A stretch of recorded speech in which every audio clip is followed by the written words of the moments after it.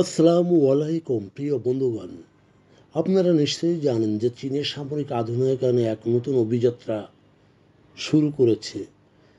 বিশেষ করে people's Republic of China সম্প্রতি এমন একটি হাইপারসনিক ক্ষেপণাস্ত্র উন্মোচন করেছে যা একাধারে দ্রুত, চালাক ও প্রতিরোধহীন, যা সত্যিই যেন বিজ্ঞান কল্পকাহিনীকে হার মানিয়ে যায়। মাস 5 বা তারও বেশি গতিতে যে গতিকে হাইপারসনিক বলা হয়, অর্থাৎ এই ধরনের যে কোনো বিমান বা ক্ষেপণাস্ত্রকে ধরা অথবা প্রতিহত করা বাস্তবে এখন আরও কঠিন হয়ে পড়বে। এই প্রযুক্তিতে সবচেয়ে চমকপ্রদ হলো এতে মরফিং ক্ষমতা ও রিডাক্টাবল অর্থাৎ সংকুচিত উইংস দেওয়া হয়েছে, যা ক্ষেপণাস্ত্রটিকে উড়ার সময় এবং তির্যকভাবে মানবিক প্রতিরোধ ব্যবস্থা এড়িয়ে যাত্রা করার সুযোগ দেবে। কি ঘটেছে?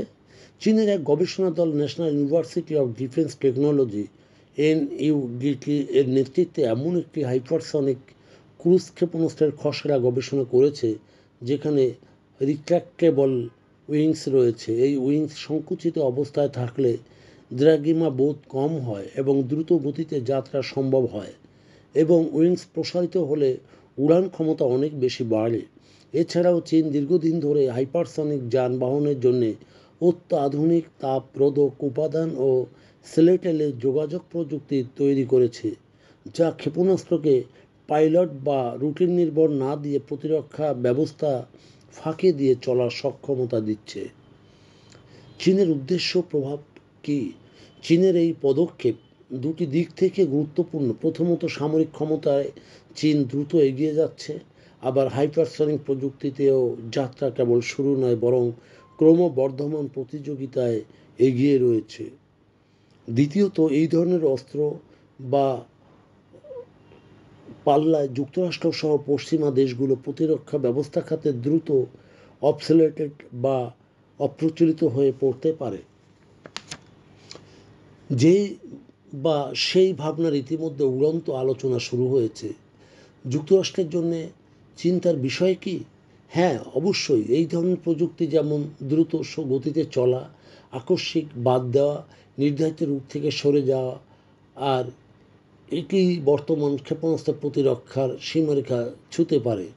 গবেষণা সিদ্ধ করেছে যে হাইপারসনিক ক্ষেপণাস্ত্র প্রথম আঘাত অগ্রভাগে হয়ে উঠতে পারে, সময় কম লাগছে ও প্রতিরোধ সময়ও ধীরে ধীরে সংকুচিত হচ্ছে। সীমাবদ্ধতা ও সতর্কতা, তবে হ্যাঁ, সমস্যাহীনও নয়। কঠিন সমস্যা হলো এটির তাপ নিয়ন্ত্রণ ব্যবস্থা। মাস 5 যা তারও বেশি গতিতে চললে ক্ষেপণাস্ত্রের পৃষ্ঠায় হাজার হাজার ডিগ্রি তাপ সৃষ্টি হয়। চীন অবশ্যই এইসব সমস্যা নতুন উপাদান ব্যবহার করে সেটি বার করতে পারবে বলে রিপোর্ট আসছে। বাস্তবায়ন ও পরিমাণ উপাদানের দিকে এখনও অজানা অনেক প্রশ্ন রয়ে যায়।